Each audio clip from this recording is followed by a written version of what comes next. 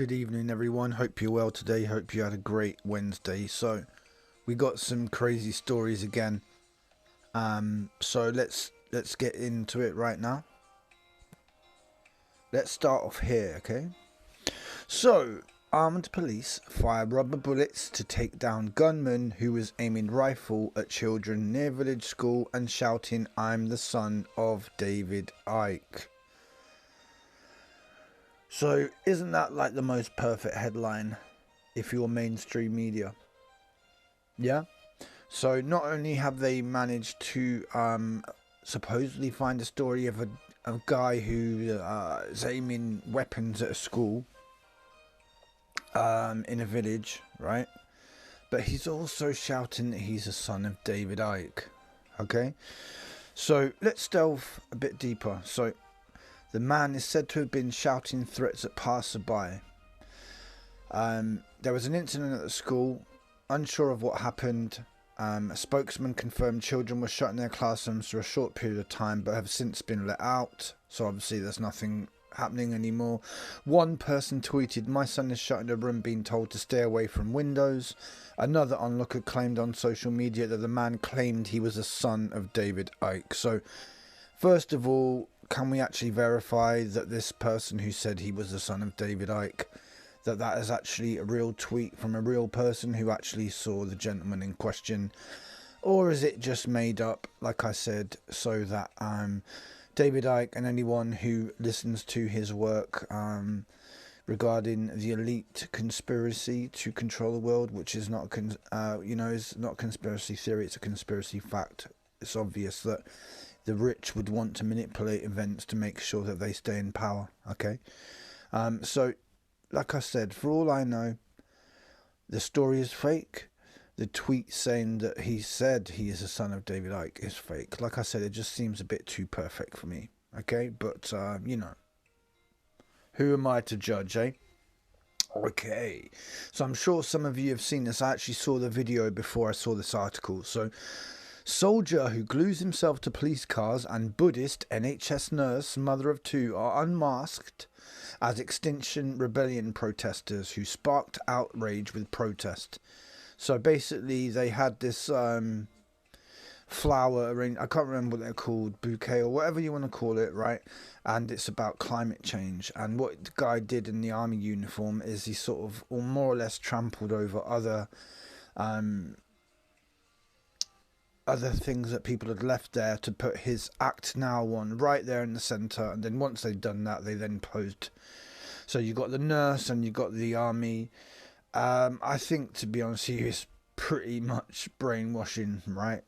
I would imagine the fact that they've got two iconic uniforms there, like I said, the soldier and the nurse, and they're telling you that climate change is almost like being at war. That's basically what they were saying, okay? And they choose to do this on Remembrance Day, 11th of November, okay?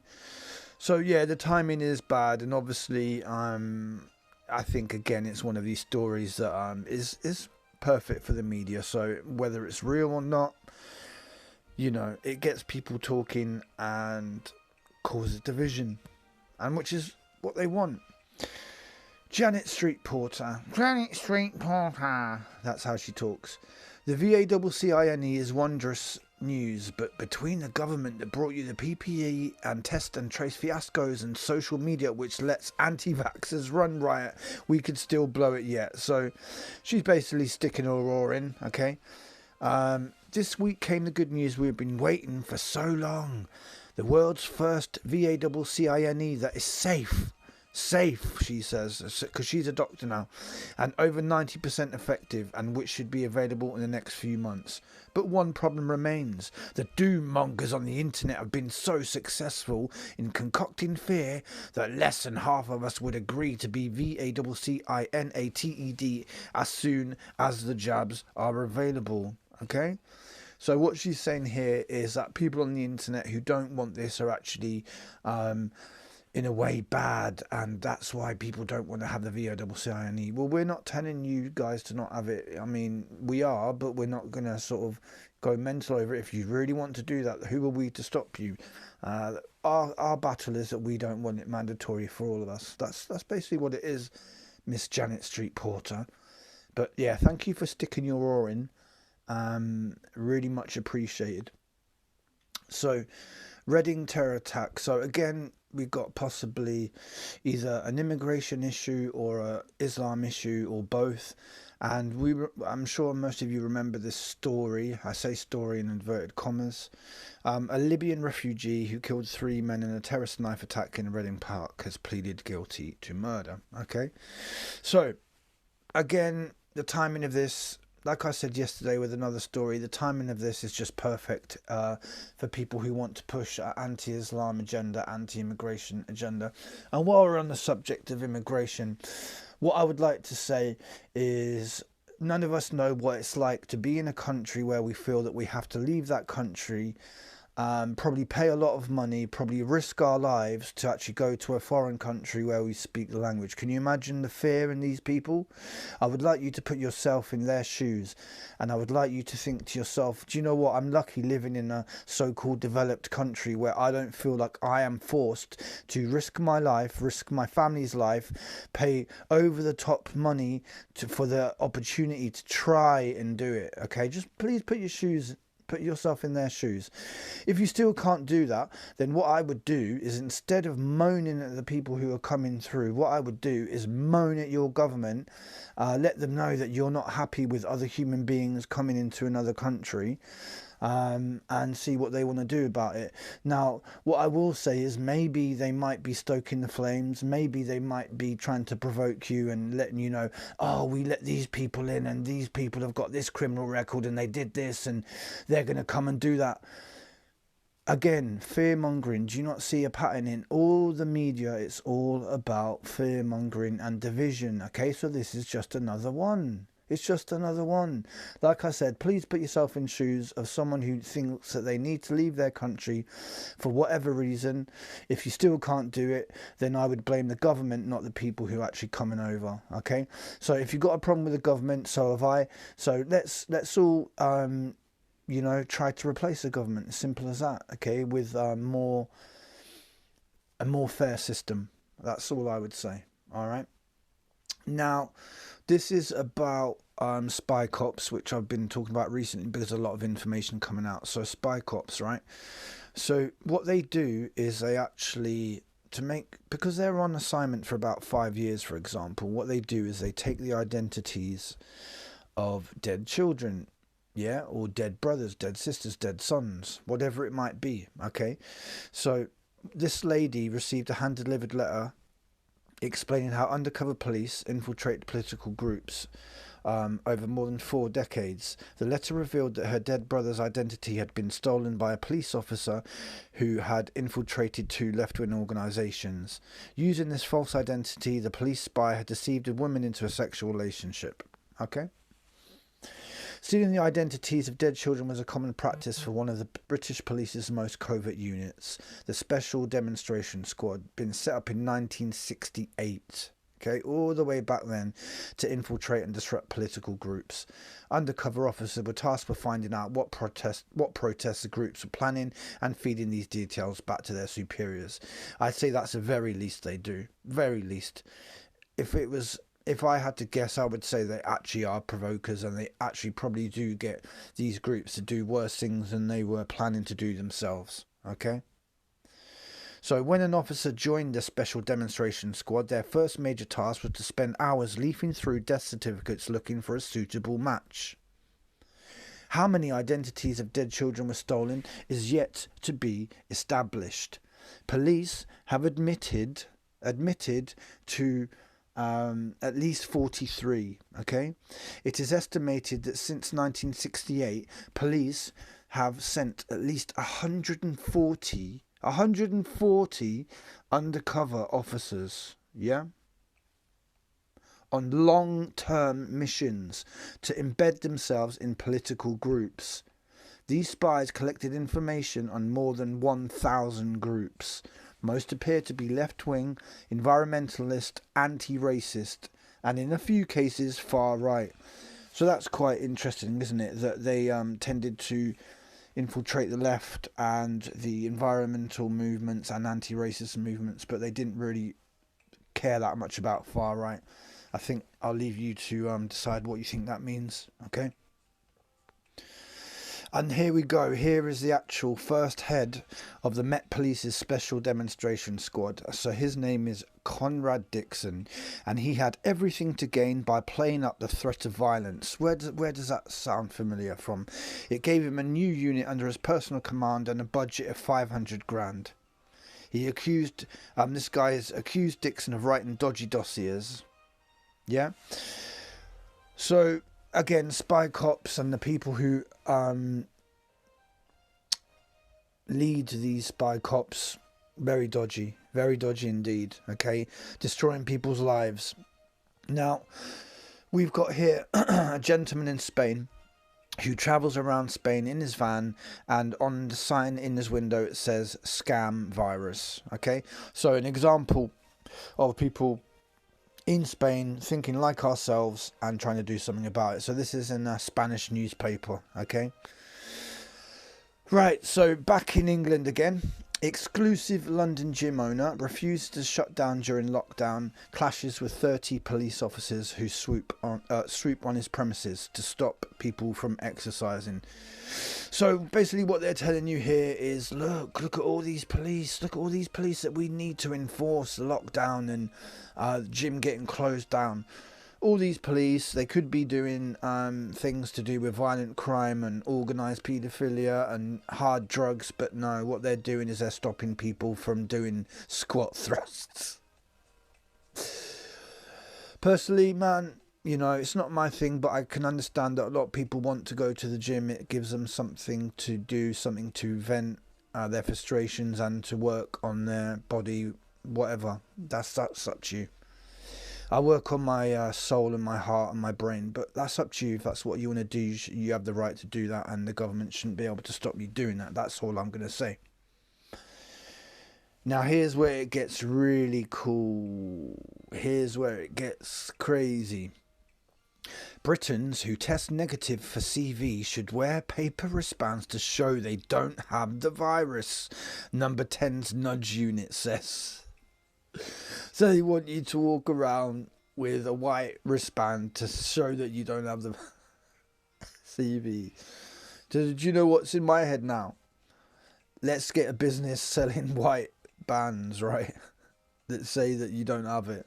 I mean, what are they going to do? Start checking your wristband to make sure it's an officially licensed wristband to say that you don't have CV? I mean, are these wristbands going to cost any money? Where would you get them from? What a load of crap. So it's from the Behavioural Insights team, which I would just call them the brainwashing group, yeah? So they were sent to watch mass testing in Slovakia. Paper wristbands could be used to allow CV-free people to get back to normal. So all you need is a paper wristband and we can get back to normal. They added incentives for getting swabs needed to be provided to the public. The royal family could be used to promote a mass testing scheme. Okay, so Brits who test negative for CV should be told to wear paper wristbands to show they do not have the virus. Again, let's start a business selling these paper wristbands. 10p a go, yeah? Then we'll just wear them and we'll be alright. No one bother us ever again. Excuse me. So, yeah. They want to use so after viewing Slovakia's mass testing program, the team made several recommendations to the UK government for motivating people to get tested, right? So provide paper wristbands to those who have tested negative. Use powerful messaging such as "Save Christmas." Oh, shut up. I don't need a paper wristband to save Christmas. Idiot. Recruit the royal family to promote the testing program. Oh, well, as long as you're doing it, Queen Liz and Prince Charles, then yeah, okay, let's do it. Come on, do you really think I give a damn about what they do and what they think? No, I don't, right? Give volunteers additional benefits such as free public transport. It's almost as good as like when the students self-isolate, they get free data. Yeah, win-win. Provide lotteries as part of testing. Support positive cases with a care package, providing them with temporary housing in which to isolate. Really? You're going to find temporary housing for people who need to isolate. Are you serious? What, 33 million people in this country? Let's say half of them do these tests and then half of them have it. So, you know, you're going to find temporary housing for all those people, are you? Get out of here. Shut up, man. Talking crap. And then we got here, mass CV testing being used in Liverpool will be rolled out across 66 local authorities. Okay, so all these authorities here have been sent rapid CV-19 tests. Yeah, rock on, Tommy.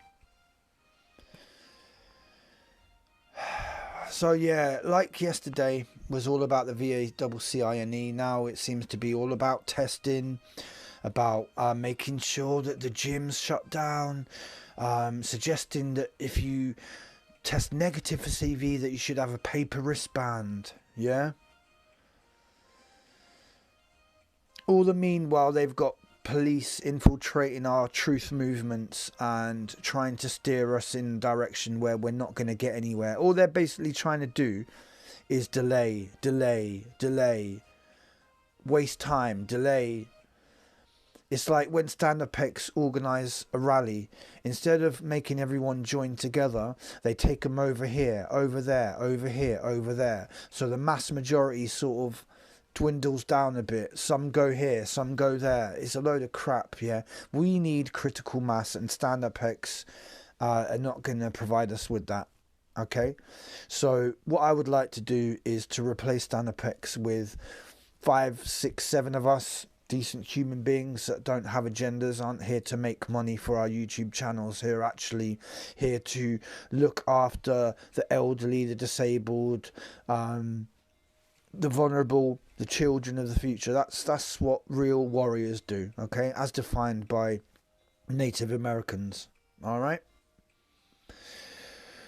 so anyway, let's keep the momentum going. Let's keep exposing all the snakes. Let's mock all these stupid guidelines that they come out with. Let's speak to normal people in the street. Let's show a bit of confidence. Show a smile. Show that you're well and healthy. Show that you don't need to wear a face covering. Show that you don't need to social distance. Show that you're a good, honest, moral human being who cares about yourself and other people as well, okay? Because I promise you right now, the government don't give a damn whether you're alive or not, okay? The only reason they'd care if you're alive is if you're one of their civil servants and you're helping them push this disgusting agenda, okay? And the agenda is to control the populace through fear and to kill off people who are vulnerable, who aren't going to go to their checkups, who aren't going to go to their operations, to dwindle the population down, to then have AI policed by a very small amount of human beings. And probably while all this is happening, all these elite are in some underground bunker or some bloody planet that we've never been to, okay?